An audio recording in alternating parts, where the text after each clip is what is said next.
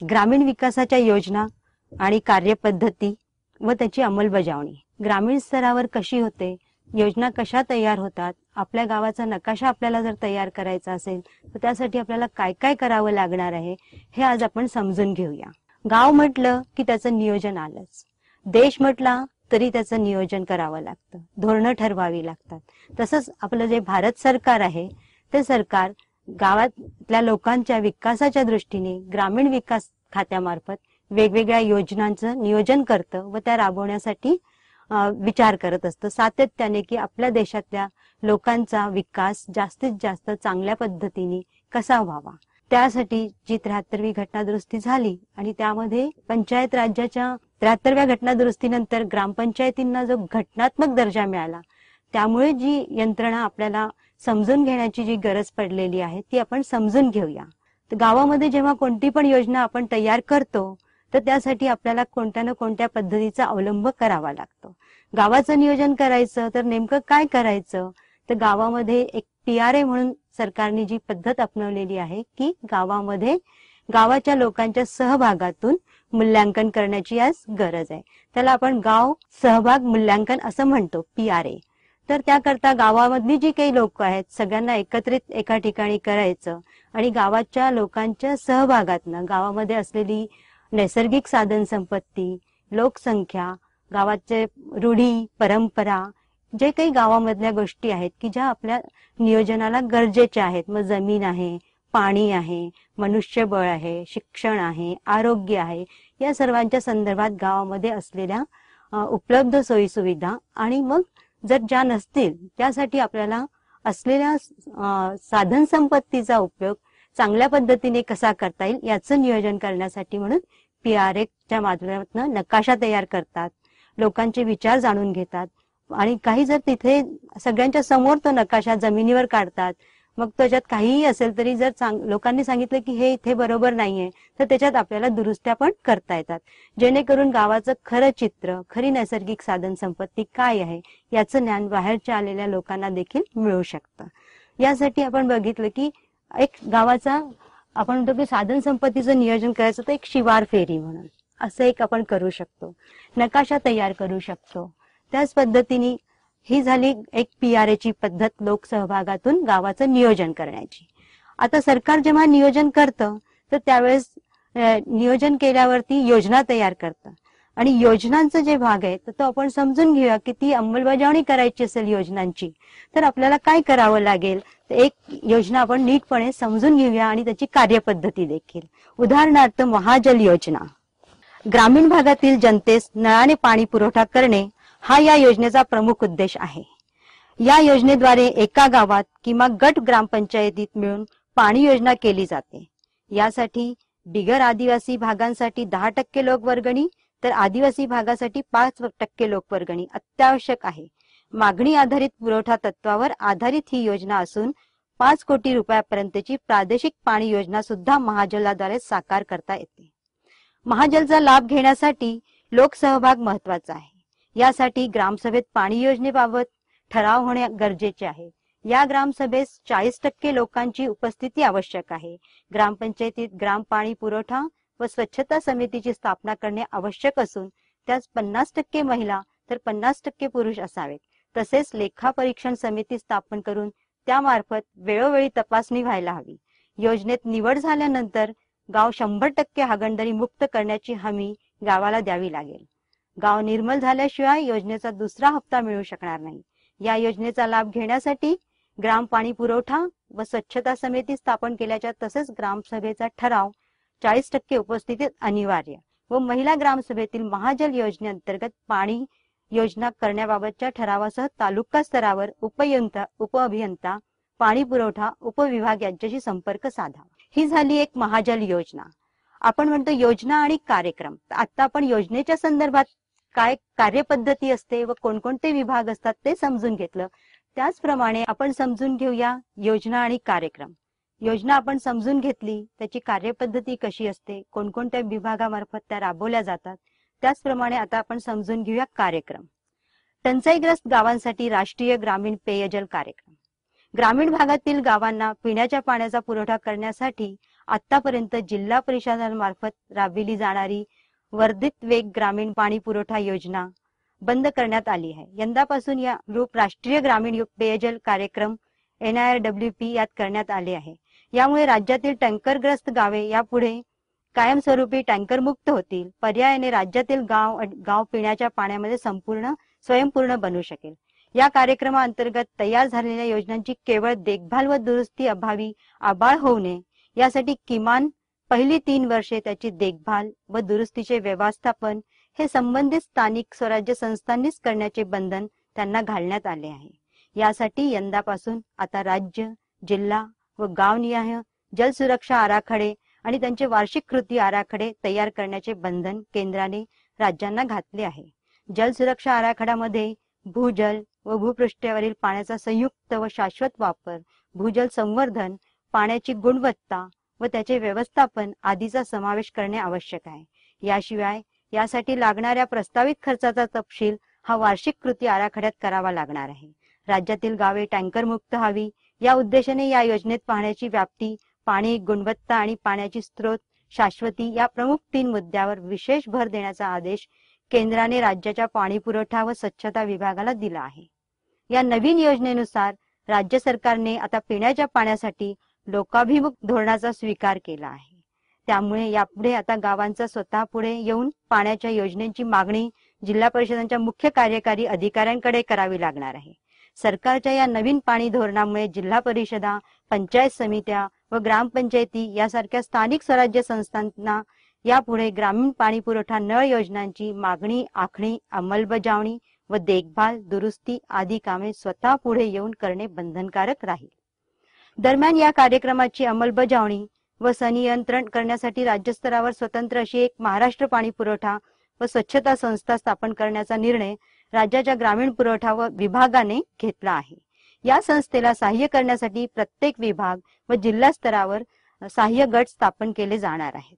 लाभ घेण्यासाठी काय करावे लागेल? राष्ट्रीय ग्रामीण पेयजल कार्यक्रम या योजनेचा लाभ घेऊ इच्छिणाऱ्या गावांना प्रथम ग्रामसभेत ठराव करून संबंधित जिल्हा परिषदेच्या मुख्य कार्यकारी अधिकाऱ्यांकडे याबाबतीत मागणी करावी लागेल. त्यासोबतच 10% लोकवर्गणी भरण्याची तयारी दर्शवावी लागेल. हा ठराव प्राप्त होताच ग्रामीण पुरवठा ग्रामीण विभागाचे अधिकारी, अभियंता, सहाय्यक भूवैज्ञानिक आणि संबंधित पंचायत समितीचे गटविकास अधिकारी गावाला भेट देऊन पाहणी करतील. 50 लाख रुपये खर्चापर्यंतच्या योजनेला जिल्हा परिषदेच्या या विभागाचे कार्यकारी अभियंता, 50 लाखापुढील व 2.5 कोटी रुपयापर्यंतच्या योजनेला विभागीय अध्यक्ष अभियंता, तर या 5 कोटी रुपयापर्यंतच्या योजनेला राज्याच्या ग्रामीण पुरवठा योजनेचे मुख्य अभियंता तात्काळ मंजुरी देतील. हा झाला राष्ट्रीय ग्रामीण पेयजल कार्यक्रम. यासाठी आपण बघितलं की आपल्याला कोणाकोणाकडे संपर्क साधावा लागणार आहे. जिल्हा पातळीवर, राज्य पातळीवर आणि त्याच्या पैशांच्या काय आर्थिक तरतुदी काय आहे त्याचा देखील आपल्याला विचार करून कुठे आपल्या योजना मिळू शकेल हे देखील आपण आता समजून घेतलेलं आहे.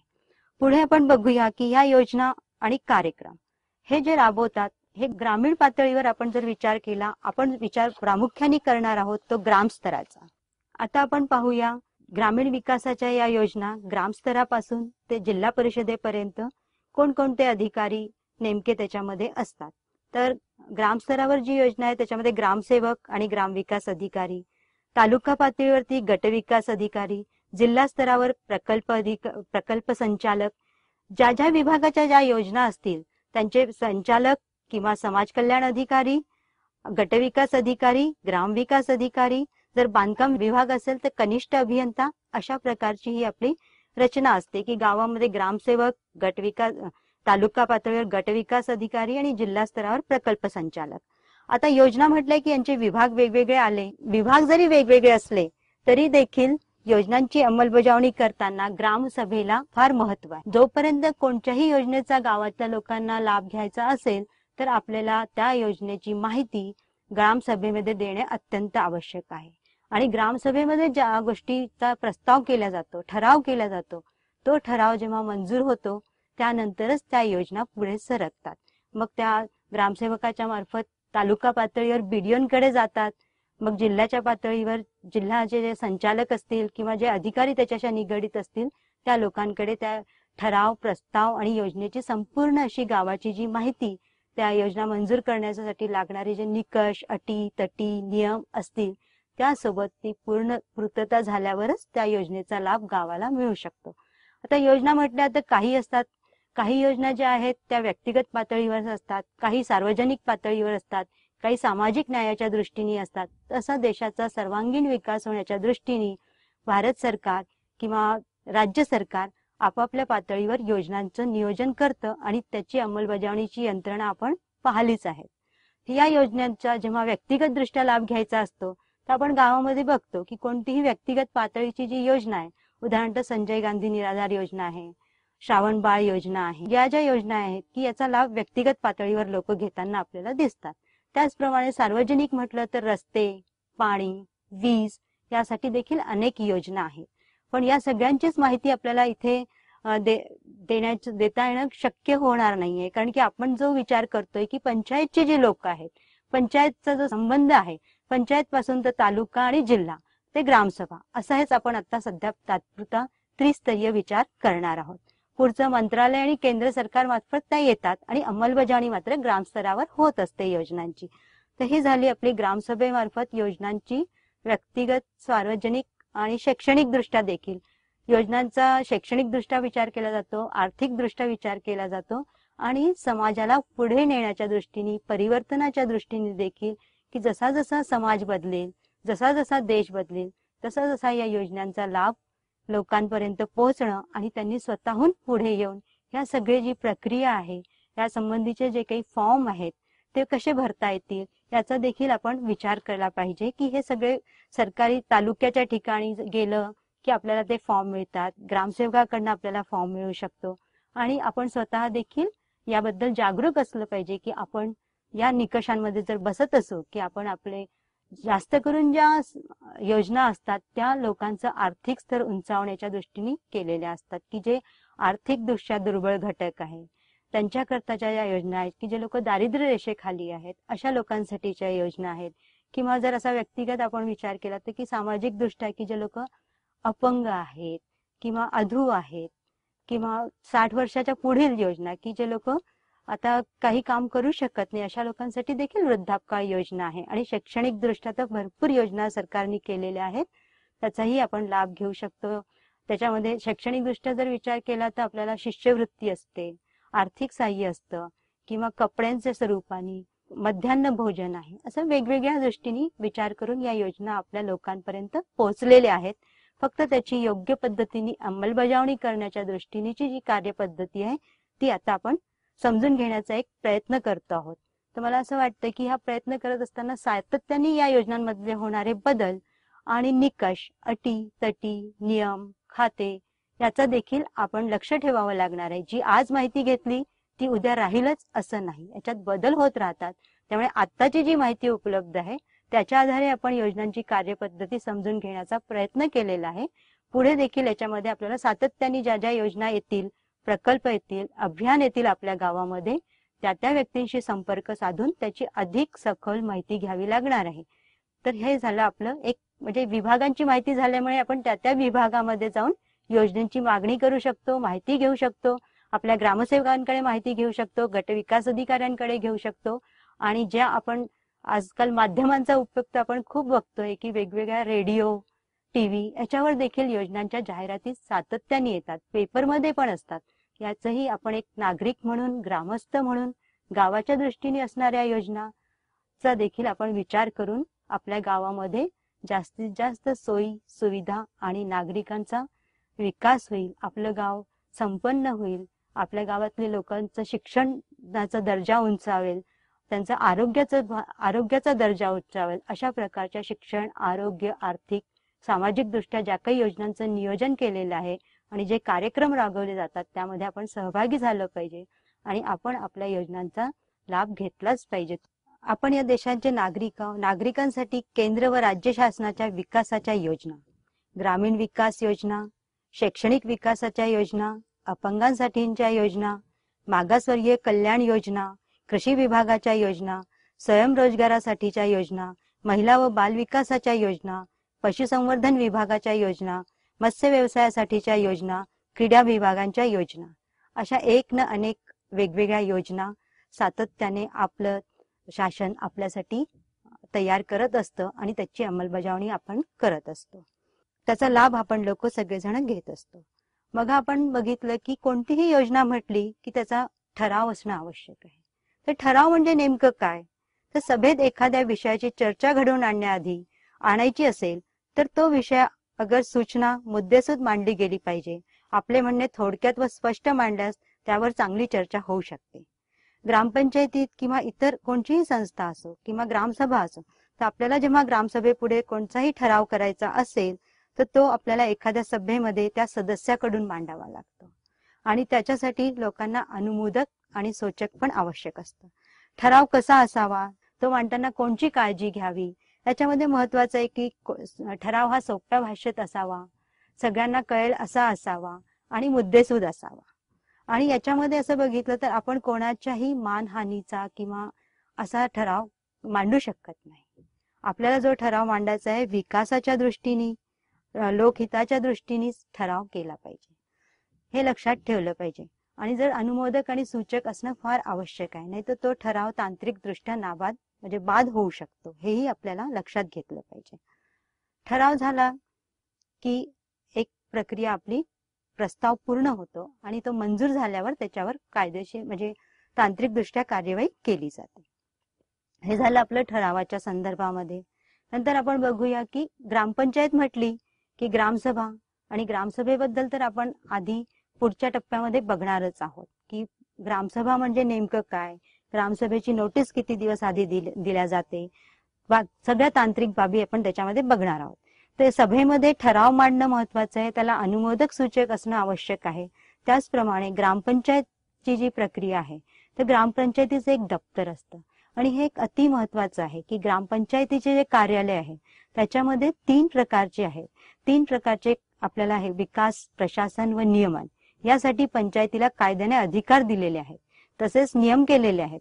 शेतकरी, पशुसंवर्धन, वने, समाज कल्याण, शिक्षण, आरोग्य, वैद्यकीय सेवा, इमारती, दळणवळण, पाटबंधारे, कुटीर उद्योग व उद्योगधंदे, सहकार, गावाचे संरक्षण, सामान्य प्रशासन इत्यादी 79 विषयांची ग्रामपंचायतीचा कारभार पंचायतीकडे सोपवलेला आहे. या सर्व विषयांशी संबंधित नोंदवह्या, पावती पुस्तके, कागदपत्रे, बँक व्यवहाराची नोंदी आदीचा समावेश ग्रामपंचायतीच्या दप्तरात होतो. ग्रामपंचायतीच्या दप्तराचा ढाचा 27 नमुन्यांवर आधारित आहे. त्याची क्रमवारी पुढील प्रमाणे आहे. तर आपण 27 ची जी यादी आहे ती आपल्या ग्रामपंचायतीच्या कार्यालयामध्ये पण उपलब्ध आहे, पण आपण काही अंदाजपत्रक, पुनर्विलेखन, वार्षिक जमा खर्च, वार्षिक खर्च, कॅश बुक, वर्गीकरण, सामान्य पावती, मालमत्ता, कर मापणी, घर पावती, किरकोळ मागणी, जकात, तत्सम, वाउचर, वेतन असे 27 विषय आहेत. आणखीनही काही विषय वाढू शकतात. काही योजनांचे जर विशेष कागदपत्रांची आवश्यकता असेल तर त्या अनुषंगाने ते देखील आपल्याला रेकॉर्ड पंचायतीमध्ये ठेवणं फार गरजेचं आहे. आणि हे सगळं आपल्याला दप्तर एक सदस्य म्हणून, एक सरपंच म्हणून आपल्याला या सगळ्या ग्रामपंचायतीच्या दप्तराची तांत्रिक दृष्ट्या संपूर्ण समजून घेण्याची आज फार माहिती व आवश्यकता आहे. कारण की जर आपल्याला यांची नावेच माहिती नसतील तर आपण कशात मध्ये काय आहे याच्या नावावरूनच आपल्याला स्पष्ट होईल की अंदाजपत्रक म्हणजे काय, वार्षिक खर्च म्हणजे काय, मालमत्ता म्हणजे काय, या सगळ्या गोष्टी तांत्रिक भाषा देखील आपल्याला आत्मसात करता येते आणि ती समजून घेता येते. आता ठराव बघितला, आपण ग्रामपंचायतीचं दप्तर देखील बघून झालंय. त्यानंतर आपण आता काही गोष्टी अशा आहेत की जेव्हा पंचायत म्हटली की हे एक सदस्यांची निवडून आलेली पंचायत, तर या सदस्यांमध्ये जर समजा काही कारणामुळे आपल्याला काही सदस्यांवर जर समजा अविश्वास ठराव आणायचा असेल तर काय करावं लागतं, नेमकं ती कायद्याच्या भाषेमध्येच आपण समजून घेऊ. तर कलम 35 अविश्वास प्रस्ताव. पंचायतीचे सरपंच, उपसरपंच यावर पंचायतीचे सदस्यांना अविश्वास प्रस्ताव आणता येतो. 1. असा प्रस्ताव त्यावेळी पंचायतीच्या सभेत उपस्थित राहण्याचा व मत देण्याचा हक्क असणाऱ्या 1/3 सदस्यांच्या सहीने ठराविक नमुन्यात तहसीलदारांकडे सादर करावा लागतो. सरपंच व उपसरपंच याच्यावर एकाच वेळी प्रस्ताव आणावयाचा असल्यास स्वतंत्र 7 प्रती तहसीलदारास द्याव्या लागतात. अशी नोटीस दिल्यानंतर मागे घेता येत नाही. 2. नोटीस मिळाल्यानंतर 7 दिवसाच्या आत तहसीलदार सभा बोलवेल. अध्यक्षस्थानी स्वतः तहसीलदार असेल. अशा सभेस संबंधित सरपंच उपसरपंचास उपस्थित राहण्याचा, बोलण्याचा व मत देण्याचा अधिकार असेल. असा प्रस्ताव त्यावेळी पंचायतीच्या सभेत उपस्थित राहण्याचा व मत देण्याचा हक्क असणाऱ्या सदस्यांचे 2/3 पेक्षा कमी नसेल इतक्या बहुमताने संमत करावा लागेल. प्रस्ताव संमत झाल्यावर 7 दिवसानंतर पद धारण करण्याचे बंद होईल व पद रिक्त मानण्यात येईल. 3 असा प्रस्ताव फेटाळल्यास त्या तारखेपासून 1 वर्षात पुन्हा असा प्रस्ताव आणता येणार नाही. कलम 39 पदावरून काढून टाकणे. पोट कलम 1 उक्त कलमान्वये जिल्हा परिषद स्थायी समितीस हा अधिकार आता विभागीय आयुक्तांना प्रदान करण्यात आला आहे. ग्रामपंचायतीचे कोणत्याही सरपंच, सदस्य किंवा उपसरपंच यांना गैरवर्तणुकीबद्दल, कर्तव्यास हयगय केल्याबद्दल, कर्तव्य पार पाडण्यास असमर्थ असल्याबद्दल दोषी असेल किंवा दुराग्रहाने हेळसाळ करीत असलेल्या सदस्यांचा त्यांच्या पदावरून काढून टाकता येईल. तद्वत पंचायतीतूनही काढून टाकता येईल. परंतु संबंधित जिल्हा परिषदेच्या अध्यक्षांचे आदेशान्वये मु.का.अ. यांनी संबंधित व्यक्तीस व पंचायतीस नोटीस दिल्यानंतर चौकशी करणे व संबंधितास आपले म्हणणे मांडण्याची वाजवी संधी द्यावी लागेल. त्यानंतर मु.का.अ. ने असा अहवाल सादर केल्याखेरीज कोणत्याही व्यक्तीस पदावरून काढता येणार नाही.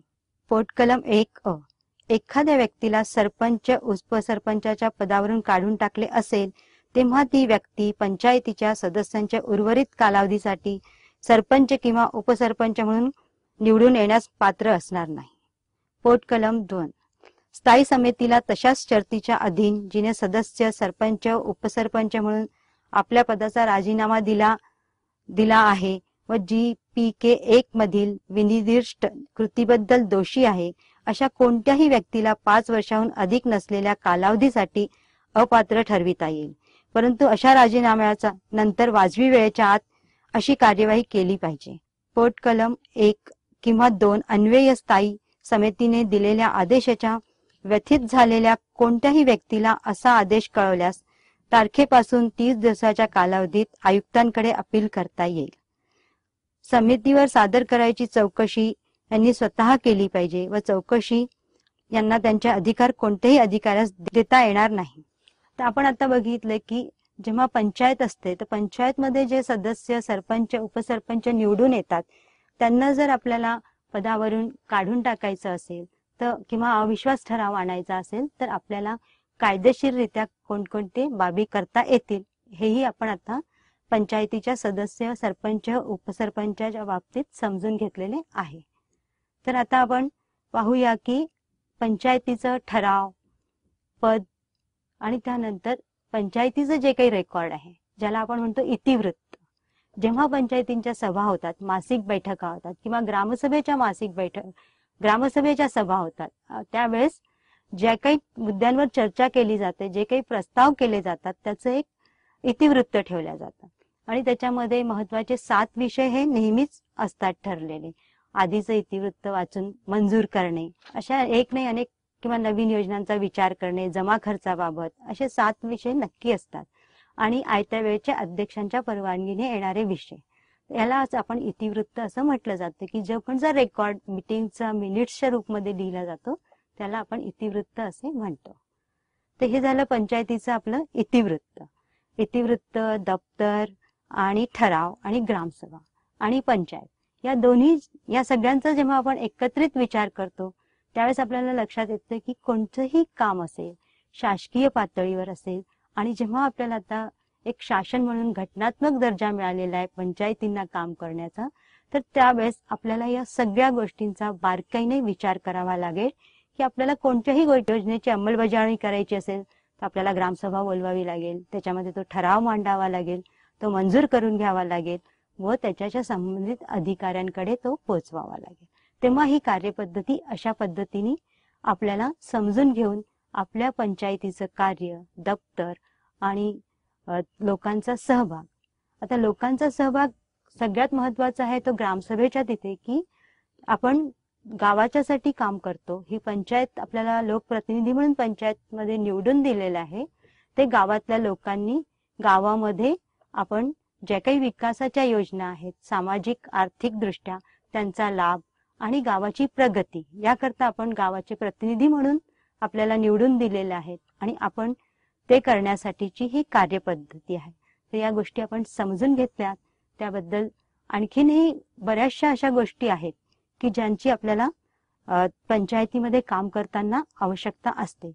तर योजनांच्या अंमलबजावणी करताची ही कार्यपद्धती, तर लोकसहभागासाठी लोकांच्या गरजा जाणून गावाच्या गरजेच्या योजना आधी गावामध्ये राबवणं.